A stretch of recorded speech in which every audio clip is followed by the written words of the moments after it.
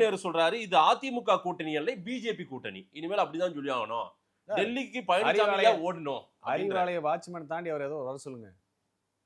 ஒரு பரம்பரைக்கு சாமர்த்திய விஷயத்தை தவிர்த்து சுயமரியாதைன்னு என்னன்னு கத்துக்க சொல்லுங்க ஃபர்ஸ்ட். இவங்களுக்கு எல்லாம் அப்பா மகன் பேரன் கொள்ளு பேரன் போஸ்ட் அடிக்கிறது சுயமரியாதை இருந்துச்சுன்னா இதை தாண்டி வெளியே ஒரு துணிச்சல் இருக்கான்னு கேளுங்க. இல்ல அவங்க தலைவர்கிட்ட கட்சிக்கு உண்மையா உழைச்சோம் அந்த இடத்துக்கு வருவான்னு பேச சொல்லக்கூடிய தைரியம் இருக்கான்னு. சுயமரியாதை நமக்கு இருக்கணும்ல சார். நம்ம தான் சார் இங்க ஹைகமாண்ட், ஏடிஎம்கே தான்.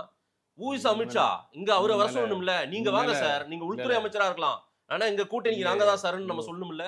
மேல ஒரு எல்லாருக்கும் ஒரு பார்வை ஒரு மரியாதை இருக்கும். நம்ம ஆதாரமற்ற விஷயங்களை நம்ம வந்து மல்லு கட்டி ரொம்ப கஷ்டப்பட்டோம்னா நம்ம தான் அசிங்கப்படுறோம்.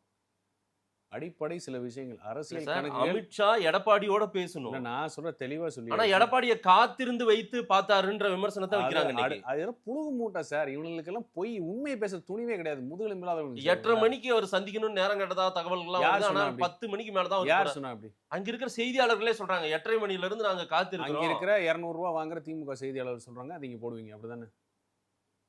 ஒரு உண்மையிலே உண்மை நேர்மை இருக்கிற ஒரு செய்தியாளர் யாராச்சும் அந்த ஈகோ சிஸ்டம் இருக்காங்கன்னு கொஞ்சம் தயவு செஞ்சு காட்டுங்க. இதுவரை எனக்கு இந்த நேரம் வரைக்கும் நேரம் கிடைக்கலன்னு 8:30 மணிக்கு சொன்னாரு எடப்பாடி பழனிசாமி. நேரம் கிடைச்சது நான் போய் பாப்பேன்னு.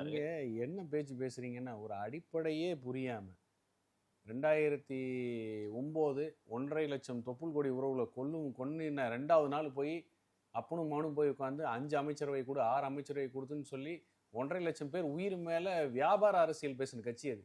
அந்த மாதிரி ஒரு தலைவரை வச்ச கட்சி. நீ 5 மினிஸ்ட்ரி கொடுத்தாதான் என்னோட ஆதரவு, அதுவும் வருவாய் ஜாஸ்தியா இருக்கிற மினிஸ்ட்ரி கொடுன்னு சொல்லி பேரம் பேசின கட்சி அது. 2011 திருப்பி அதே போய் 6 நாள் காத்து 6 மணி நேரம் சோனியா காந்தியை காத்து காலில் சோனியா காந்தி காலில் விழுந்து கதறி வந்து சிபிஐ ரேடுக்கு 63 சீட்டு கொடுத்த கட்சி அது. அந்த மாதிரி தலைவர் வச்ச கட்சி.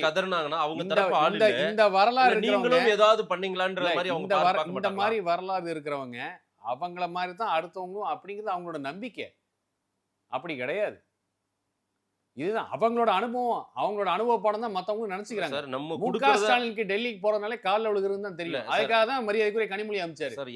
என்னால காலில் விழுந்தா இப்ப எனக்கு மானம் போயிரு மரியாதை, நீ போய் காலில் விழுந்துட்டு வா அப்படின்னு சொல்லி அதுக்காக தான் மரியாதைக்குரிய. நீங்க என்ன பண்ணீங்கன்ற மாதிரி வரும் சார். ஏன் சார் இப்படி இப்ப நான் பேசுறேன் இப்படி பேசின எவ்வளவு அபத்தமா இருக்கு. இதைத்தான் நானும் இவ்வளவு சொல்லிட்டு இருக்கேன்.